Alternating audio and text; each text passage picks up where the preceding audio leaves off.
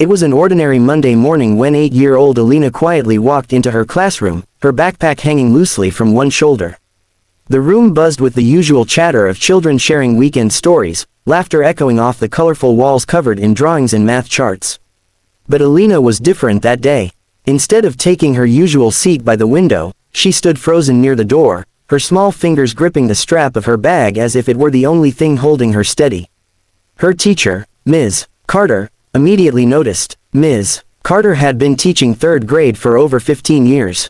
She had seen tantrums, tears, and every kind of classroom drama imaginable. But this was not a tantrum. Alina wasn't crying. She wasn't acting out. She was simply refusing to sit down. "Good morning, Alina," Ms. Carter said gently, walking toward her with a warm smile. "Is something wrong?" Alina shook her head without making eye contact. "Would you like to sit in a different seat today?" Again, a silent shake of the head. The other students began to whisper. Ms. Carter sensed the tension building and quickly redirected the class to their morning worksheets. Then she knelt beside Alina so they were eye level. "You can tell me," she whispered kindly. "Did something happen?" Alina's lips trembled, but no words came out. After a long moment, she walked toward her desk, and then stopped abruptly just inches away from her chair. Her breathing became shallow. She stepped back as if the chair itself had burned her. "I can't sit there," she finally whispered. Ms. Carter's heart skipped. "Why not?" Alina swallowed hard. "Because, if I sit down, he'll know." The words were barely audible, but they sent a chill down Ms. Carter's spine. "Who will know?" she asked carefully. Alina looked around the classroom, her white eyes filled with fear. "He said he's watching. He said if I tell anyone, he'll hurt my mom." Ms. Carter felt her stomach drop. She calmly guided Alina out into the hallway, keeping her voice steady despite the storm building inside her. "Alina, you're safe here. No one can hurt your mom." "Who told you that?" Alina hesitated. Then she slowly pointed at her own chair. Ms. Carter frowned. "Your chair. There's a camera," Alina whispered. "He put it there." Ms. Carter's pulse raced. Cameras. In a 3rd grade classroom chair. She escorted Alina to the counselor's office and asked another teacher to supervise her class. Then she returned to the classroom alone. She tried to appear casual, not wanting to alarm the students.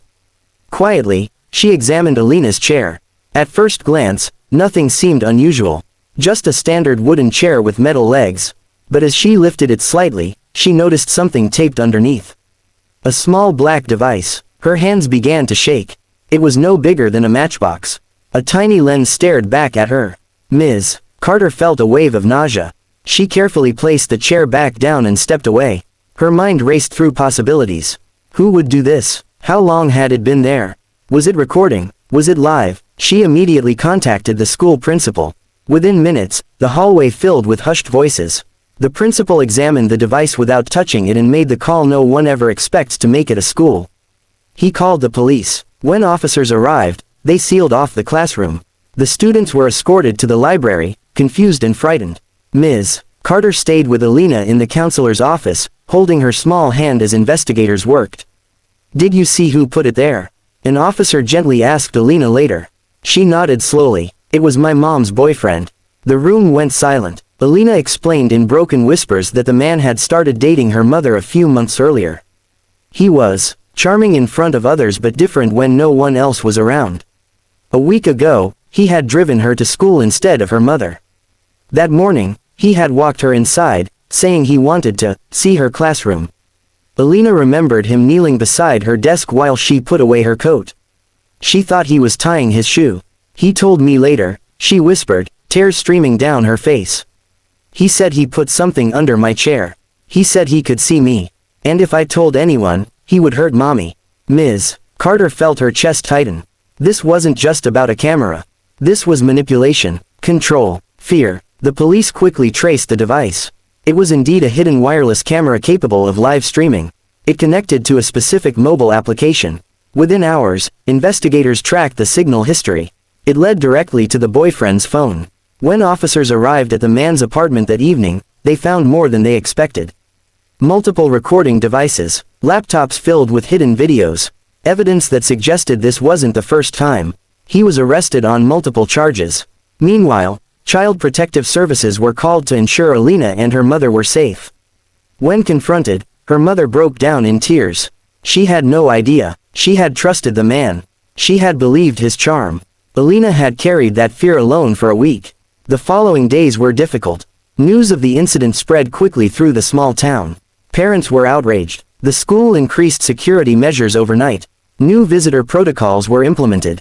Background checks became stricter. But inside the classroom, something quieter was happening. Ms. Carter couldn't stop thinking about the moment Alina refused to sit down. It would have been easy to dismiss it as childish stubbornness. Many teachers might have insisted she follow instructions. But listening, truly listening, had changed everything. One small act of paying attention had uncovered a hidden crime. When Alina returned to school after a few days, she was different. Still quiet, but lighter somehow. The fear in her eyes had softened. Ms. Carter rearranged the classroom that morning. New seating chart, she announced with a smile. The students cheered, unaware of the deeper meaning. When Alina saw her new desk, placed near the teacher's desk, near the windows, near safety, she smiled faintly. "You can sit anywhere you feel comfortable, Ms. Carter told her softly. Alina sat down without hesitation. That simple act felt monumental. The police later revealed that the boyfriend had intended to use the camera to monitor Alina and potentially gain access to other children. The investigation expanded beyond the town. Digital forensic experts uncovered online accounts linked to suspicious activity. What started as one child refusing to sit had prevented something far worse.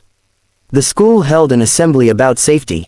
Without revealing details, administrators reminded students about speaking up if something felt wrong. "Your voice matters," they said. And Alina's voice had mattered. Ms. Carter would never forget that morning. The trembling hands, the whispered words, "If I sit down, he'll know."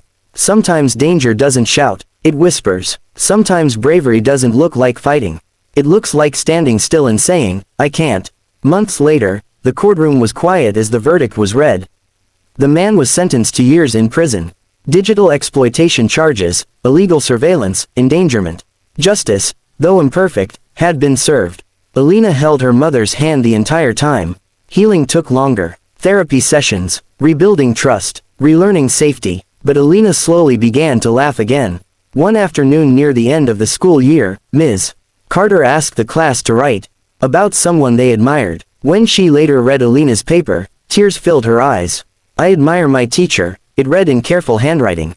"Because she listened to me when I was scared." The classroom was once again filled with the ordinary sounds of pencils scratching and children giggling. But for Ms. Carter, it would never feel ordinary again. She had always believed teaching was about math lessons and spelling tests. Now she knew it was also about something deeper: protection, awareness, and the courage to act. One small refusal, one hidden camera, one teacher who listened, and one call to the police that changed everything.